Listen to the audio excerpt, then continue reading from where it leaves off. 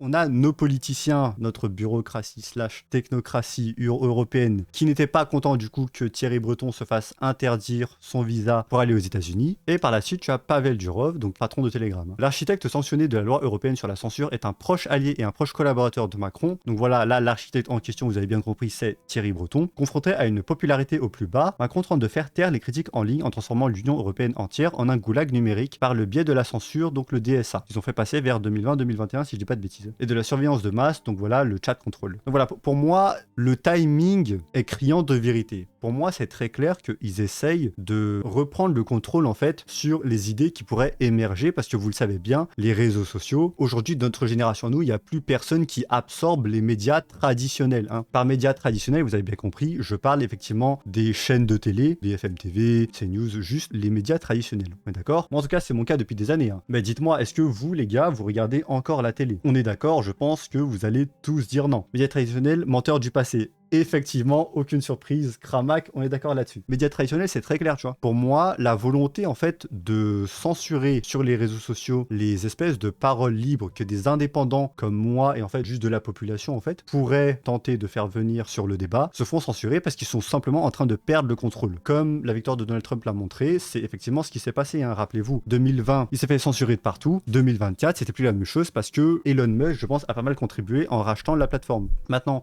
je dis pas qu'il n'y a pas de problème avec Twitter, hein. Il y en a, effectivement, il y en a. Mais regarde, je pense que Twitter, c'est aujourd'hui l'endroit où, quand t'as un politicien qui dit de la merde, tu sais ce qui se passe souvent, en bas, tu as la community note, donc la note que plusieurs communautés qui, en plus, ne sont même pas spécialement d'accord entre eux, mais ont réussi à faire passer. Si par exemple Macron dit quelque chose et c'est complètement faux, et bah les gens vont le faire savoir en bas avec des community notes. Donc maintenant, c'est pas un système qui est parfait non plus, mais je pense que faire passer ça dans différentes communautés qui sont gauche, droite, etc., donc voilà, des communautés qui sont même pas spécialement d'accord entre eux, s'ils arrivent à un consensus alors qu'ils ont des vues opposées, ça donne une légitimité supplémentaire sur l'information qui est donnée. Du coup, voilà, pour moi, la commission qui a été fait passer avec Alex Hitchens, Nasdaq, etc., mais en fait, c'est une façon de faire montrer au public genre de messages dangereux qu'il pourrait y avoir sur les réseaux sociaux.